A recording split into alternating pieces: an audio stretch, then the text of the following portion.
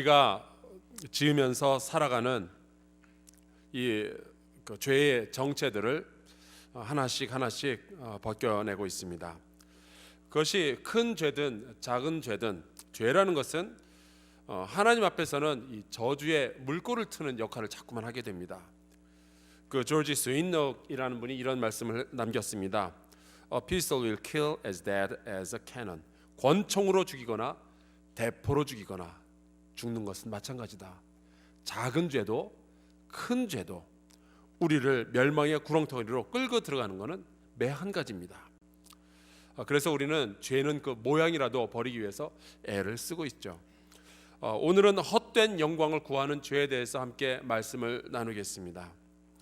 이 헛된 영광, 이거를 영어로는 vainglory 혹은 그보다 조금 오래된 말로는 vanity라고 부르는데요. 이 헛된 영광을 구하는 것은 우리의 기독교 역사 가운데 가장 큰 죄악들 가운데 하나였습니다. 오늘 말씀에 보면은 헛된 영광을 구하여 서로 노엽게 하거나 투기하지 말지니라라고 하고 있죠. 헛된 영광을 구한다는 것이 이렇게 교회 안에서 노여움과 투기를 통해서 이 교회 공동체를 멍들게 한다는 것을 사도 바울은 너무 잘 알고 있었던 거예요. 그래서 중세의 신학자였던 토마스 아퀴나스는 이 헛된 영광을 구하는 것은 사람으로 하여금 수많은 다른 죄악들을 저지르게 하는 그 죄악의 재료가 된다라는 이야기를 했습니다. 헛된 영광을 구하는 것과 교만이 때에 따라서는 이렇게 둘이서 비슷한 말로 쓰이는 경우들이 종종 있어요. 하지만 기독교 영성의 전통 안에서 이 헛된 영광을 구하는 것, 베너티와 그 다음에 교만한 것, 프라이드, 요 두 사이에는 아주 근본적인 차이가 있습니다. 헛된 영광을 구한다는 것은 나에 대한 다른 사람의 의견이 너무너무 중요한 거예요. 교만이라는 것은 나에 대한 나의 의견이 너무너무 중요한 거예요. 그 아주 굉장히 큰 차이가 있습니다. 그래서 헛된 영광을 구하는 죄는 내가 보여지고 내가 받아들여지고 내가 알려지고 내가 칭찬받고 싶은 욕망이 어마어마하게 가득 찼을 때 보여지는 죄가 이 vainglory, 헛된 영광을 구하는 죄가 됩니다. 그래서 어쩔 수 없이 자기 자랑을 많이 하게 되고요, 자기가 했던 모든 일, 자기 자신에 대한 과장을 하기 시작하죠. 그래서 교만처럼 보이는 경우가 허다합니다. 하지만 그 출발 배경이 참 많이 다르죠. 자기가 자기 자랑을 해야 다른 사람들이 알아주고 다른 사람들이 칭찬을 하고 다른 사람들이 나를 좋게 봐줄 것이기 때문에, 그래서 만약에 남들이 나를 알아주지 않으면은 내가 누구인지 그리고 내가 해놓은 일이 어떠한 것인지 그 모든 것들이 다 아무것도 아니라고 생각을 하기 시작하는 거예요. 반면에 교만이라는 것은 남들은 다 틀리고 제 말이 옳은 겁니다. 그죠? 제가 맞죠? 이 영광이라는 것은 헬라어로 독사라고 합니다. 재밌죠? 독사, 이게 영광입니다. 그래서 우리가 하나님께 영광을 올려드리는 노래를 독솔로지라고 부르죠. 이 영광이라는 것은 누군가의 탁월함이 다른 이들에게 알려지고 그로 인해서 찬양받고 칭찬받을 때 생겨나는 것, 이게 영광입니다. 여기 자체는 아무런 문제가 없어요. 우리가 이 세상에서 빛을 발할 때 사람들이 우리의 착한 행실을 보고 칭찬을 한다? 이건 굉장히 좋은 일입니다. 우리가 소금처럼 역할을 할 때가 있어요. 그래서 우리는 숨어서 오른손이 하는 일을 왼손이 모르게 해야 될 때가 있습니다. 그러나 때로는 주님께서 말씀하시기를 우리는 세상의 빛의 역할을, 보여지는 역할을 해야 할 때가 있는 거죠. 그래서 우리의 탁월함을 보고 세상 사람들이 야 대단하다, 그리고 저 사람들을 만드신 하나님을 찬양하게 한다면은 그것은 굉장히 좋은 일이고 미덕입니다. 저는 여러분들이 우리 모두가 탁월함으로 인해서 세상 사람들이 감탄하고 또 우리가 칭찬받는 일들이 많아지기를 주의 이름으로 소원합니다. 다만 이 사람들의 칭찬이라는 것이 더 높은 가치, 하나님의 꿈, 하나님의 가치를 위해서 일할 때 부수물로 얻어지면은 그거는 오케이. 그러나 이 칭찬을 얻기 위해서 행동한다, 거기서부터는 이 헛된 영광을 구하는 죄악 속으로 빠져들어가기 시작하는 거예요. 이 헛된 영광이라는 말이 헬라어로는 케노독소이라고 합니다. 이 케노라는 말은 비었다라는 뜻이에요. 그리고 독소이는 아까 말씀드린 그 독사에서 온 말인데 영광이라는 뜻이죠. 그러니까 케노독소이, 이것은 빈 영광이, 텅 비어버린 영광. 그것이 세상으로부터 받는 칭찬들은 이 텅 빈 그런 영광이 되는 거죠. 하나님의 칭찬을 얻기 위해서 일하는 것, 그것은 굉장히 아름답고 좋은 일이에요. 그러나 세상의 칭찬을 얻기 위해서 우리가 일한다면 그것은 텅 빈 칭찬이고, 그때부터 이 죄가 꿈틀꿈틀 싹 터오르기 시작하는 겁니다. 하나님이 아닌 내가 내 자신을 돌이켜보건대 하나님이 아니라 세상의 칭찬을 얻기 위해서, 사람들의 칭찬을 얻기 위해서 이러한 행동을 했다. 그것은 헛된 영광을 구하는 죄에 감염되었다라고 보시면 되겠습니다. 쉬운 예를 들어볼게요. 믿는 사람들도 그 마음 한구석에는 항상 그 자기의 친구나 친척들에게 그 자기의 성공한 모습을 보여주고 싶어하는 그런 욕망이 있습니다. 좋은 옷과 좋은 차와 좋은 집을 공개해서, 그리고 잘 나가는 내 자녀들을 이렇게 공개해 주어서 칭찬을 받으려고 해요. 그 행동 자체로는 아무런 문제가 없어요. 그렇게 할 수 있어요. 충분히 할 수 있어요. 그런데 이렇게 칭찬을 얻으려다 보니까 정작 예수님의 가르침을 수행하기가 쉽지가 않은 거예요. 자기의 것을 팔아서 남을 도와주고 나면은 내가 더 좋은 차를 가질 수가 없게 되는 거잖아요. 그러면은 자랑을 할 수가 없게 되고, 그것 때문에 내가 영광을 얻지를 못하니까 이 11조라든지 아니면은 자기가 더 크게 하나님께 나의 재산을 드리는 것에 대해서 우리가 고민하기 시작하는 거죠. 단순하게 살아가는 삶, 우리가 참 검소하고 참 정말 필요한 것만 먹고 입고 마시고 그렇게 살아가되, 나머지는 정말로 가난한 이들을 위해서 도와주는 일이 힘들어지는 겁니다. 왜냐하면 나의 잘난 모습을 다른 사람한테 보여줘야 그들로부터 영광을 얻을 텐데, 내가 너무 검소하게 살면 그게 안 보이잖아요. 그래서 쉽지가 않은 거죠. 그래서 세상으로부터의 칭찬을 얻기 위해서 진정으로 가치 있는 미덕과 거룩함, 하나님의 예수 그리스도의 가르침들을 우리가 잘 못하게 된다면 이제 슬슬 죄악이 시작되는 것이 보이게 됩니다. 과연 이렇게 헛된 영광을 구하는 일이 그러면은 서로 노엽게 하고 투기하는 일로 번져갈까요? 당연하죠. 우리 교회 안에서 그것이 굉장히 많이 일어나게 됩니다. 남들이 나를 알아주고 칭찬하지 않았을 때 내 안에 왜 분노가 일어나는지 모르겠지만 그런 것들이 많이 생겨요. 예를 한번 들어볼게요. 미국 감리교에서 있었던 일인데, 레이 프리처라는 제도가 있습니다. 평신도 설교자. 한국에는 그런 일이 드물지만 미국에는 목사가 교회에 비해서 부족한 경우들이 많이 있어요. 그래서 평신도가 설교자로서 평소에 이제 훈련을 받고 있다가 필요한 경우에 이 평신도가 나와서 예배를 인도하고 또 설교도 하기도 합니다.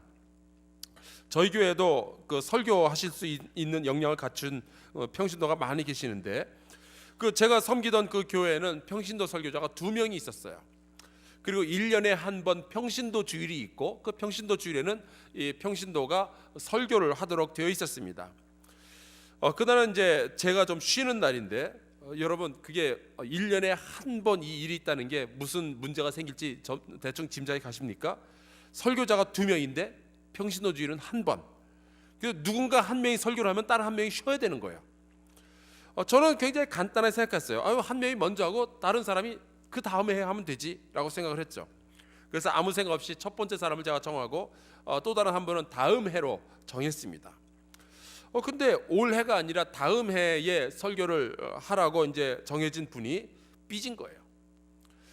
정말 멋진 설교를 하나 준비를 했는데 자기가 먼저 하지 않고 나중에 하게 되었다고. 그걸 또 제가 저에게 와서 직접 이야기한 것이 아니라 말이 이렇게 성도들한테 쫙 얘기를 해가지고 말이 돌고 돌아서 저한테 들어온 겁니다. 그래서 그 해에 설교하도록 정해진 그분에게까지 얘기가 돌아서 들어간 거예요. 저는 애써 그래도 정한 건데 그냥 가자라고 생각을 했는데, 먼저 설교하게 된 분이 결국엔 저한테 전화를 했어요. 자기는 나중에 설교해도 괜찮으니까 지금 삐진 그분이 먼저 설교하도록 해라라는 거예요. 그래서 당신 뜻이 그렇다면 알겠습니다. 제가 이 순서를 바꾸죠. 그래서는 저는 마음에 아무 준비도 없이 그 나중에 설교하도록 된 그분 보고 전화를 했어요. 올해 당신이 하고 다른 사람이 내년에 했으면 좋겠다. 순서를 바꾸자 그랬어요. 그랬더니 갑자기 왜 그러세요? 그러는 거예요. 그냥 알겠습니다, 순종하겠습니다, 그러면 참 좋겠는데 그런 질문을 갑자기 하니까 제가 준비가 돼 있지 않은 상황에서 이제 당황을 한 거죠. 그 거기다 대고 제가 소문이 들리는데 당신이 삐졌다고 그럽디다. 제가 어떻게 그런 얘기를 해요? 그래서 올해 하기로 한 그분이 자기가 내년에 설교했으면 좋겠다라고 저한테 전화를 했습니다. 그러는 거예요. 그랬더니 이분이 하는 말이 그 사람은 왜 그런 소리를 했죠? 그러는 거죠. 그 사람이 당신 소문을 들었다더라. 그 얘기를 또 어떻게 해요? 그래서 무슨 사정이 사정이 생겼다라고만 이제 말하고 성급하게 이제 그 전화를 끊었습니다. 근데 이 설교의 순서를 가지고 여러 사람들을 힘들게 했던 이분은 설교를 통해서 무엇을 얻고 싶었던 걸까요? 하나님의 마음을 전하고 싶었던 걸까요? 사람들의 칭찬을 듣고 싶었던 거죠. 정말 설교 잘한다고, 하나님께서 크게 들어쓰시는 것 같다고, 그 이야기를 듣고 싶었던 거죠. 근데 정작 이분이 구했던 것은 하나님의 영광이 아니라 세상의 영광이었고요, 거기까지만 해도 문제가 별로 없었는데 그 안에서 여러 사람들에게 마음의 상처를 입히는 그 일들을 했던 거예요.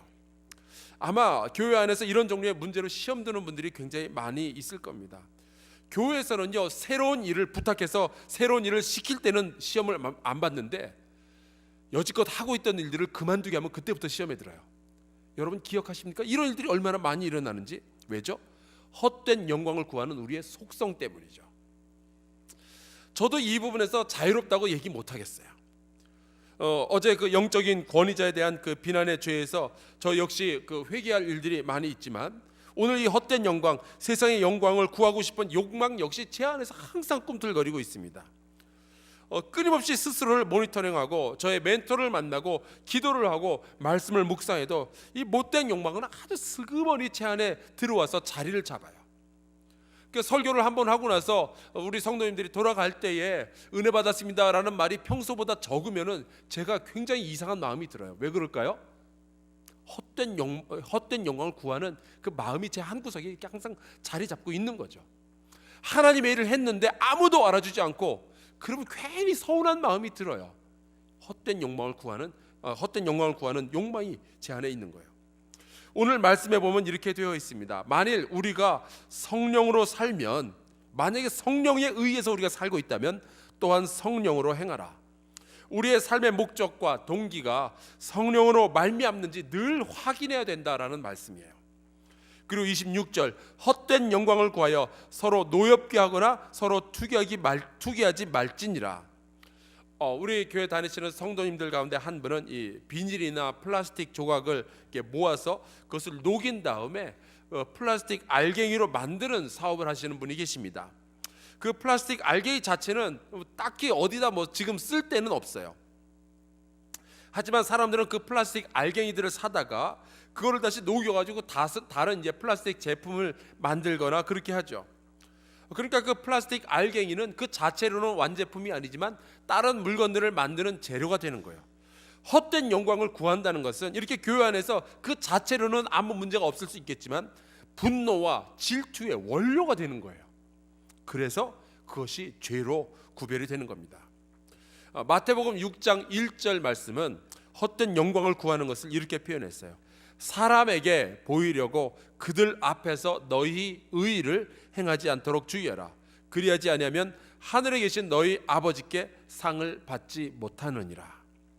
우리는 우리의 모든 선한 행동들의 동기들을 잘 살펴보아야 됩니다. 우리가 하나님을 예배하고 교회를 섬기는 것이 순수하게 하나님을 향한 사랑 때문인지, 아니면 마음 한구석에 사람들로부터의 그 관심과 칭찬을 얻기 위한 수단인지 말이죠. 제 경험에 의하면은, 죄송하지만 이 두 가지 마음은 항상 섞여서 나타나요. 그게 참 저를 괴롭게 합니다. 이게 완전하게 순수한 마음으로 하나님만을 사랑하기 때문에 하는 행동들은 참 적고요, 하나님을 사랑하는 마음 때문에 하는 행동이 90%면 10%는 항상 어딘가 이렇게 섞여 있게 마련인 것 같아요. 근데 그것을 분별하는 방법은 간단해요. 내게 하나님의 칭찬이 더 소중한지 아니면 사람들의 칭찬이 더 듣고 싶은지를 보면 알 수 있습니다. 내가 하는 이 일이 아무에게도 보여지지 않고 사람들의 기억 속에 남아있지 않아도 괜찮다면 그것은 정말로 하나님과 교회를 위한 사랑 때문이고 아무도 몰라준다면 좀 섭섭할 것 같다. 그거는 내 마음 한구석에 헛된 영광을 구하는 마음이 들어있는 거예요. 때로 세상의 조직들은 이렇게 헛된 영광을 구하는 사람들의 심리를 잘 이용해서 좋은 일을 하기도 해요. 예를 들자면은 대학교에 건물을 하나 세우는데 한 사람의 이름을 붙이는 조건으로 그 건축비를 대는 겁니다. 그러면 그것을 통해서 많은 학생들이 그 건물을 통해서 공부할 수 있게 되니까 얼마나 좋아요. 충분히 아름다울 수 있습니다. 교회도 마찬가지예요. 누구누구의 이름을 붙이는 기념 예배당을 지을 수 있어요. 하지만 그렇게 하는 일이 노여움과 투기를 발생시키는 순간 그 좋은 일의 의도는 죄악의 도구로 변화하고 우리는 하나님께 영광을 올려드리기는커녕 여호와 앞에서 죄를 짓게 되는 거예요. 좋은 일을 하고서 하나님께 칭찬을 듣지 못하는 결과를 낳게 되는 거죠. 반면에 사람들은 몰라도 하나님만 알아주신다면, 그리고 그것으로 족하다고 생각하면 이것이 바로 성령으로 살며 성령으로 행하는 일이 되는 것입니다. 여기에서 조심해야 될 것이 하나 있습니다. 내가 혹시라도 헛된 영광을 구하는 그 마음이 있을까봐 좋은 일을 하나도 하지 않는 것, 그거는 더 나빠요. 내 안에 혹이라도 헛된 영광을 구하는 일이 있다 할지라도 나의 선한 행동을 통해서 많은 사람들이 의의 열매를 거둘 수 있다면 그래요, 그래도 할 수 있어요. 그러나 그게 무서워서 아무것도 안 하는 것은 오히려 하나님의 일을 망치는 경우가 됩니다. 그저 우리가 기도할 것은 아버지여, 내 안에 이런 헛된 욕망이 있으나 그럼에도 불구하고 우리 안에서 싸우는 일, 투기하는 일들은 생기지 않도록 도와주시옵소서. 그리고서는 여러분들이 하실 그 일을 하시면 되는 거예요. 오늘 조금만 더 우리의 마음에 집중하며 조금 더 민감하게 하나님 앞에서 우리의 모습을 생각해 보길 원합니다. 우리가 주님의 이름으로 행했던 수많은 일들 다 아름다운 일들이었지만 하나님의 칭찬 이외에 다른 것을 구하였다면 우리는 하나님의 칭찬을 포기하고 세상의 칭찬을 구하는 헛된 영광을 구했던 거죠.